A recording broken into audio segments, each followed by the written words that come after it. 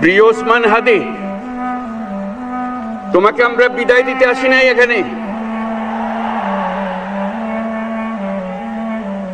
তুমি আমাদের বুকের ভেতরে আছো এবং চিরদিন বাংলাদেশ যতদিন আছে তুমি সকল বাংলাদেশির বুকের মধ্যে থাকবে। এটা কেউ সরাতে পারবে না। আমরা আজকে তোমাকে প্রিয় হাদি বিদায় দিতে আসিনি।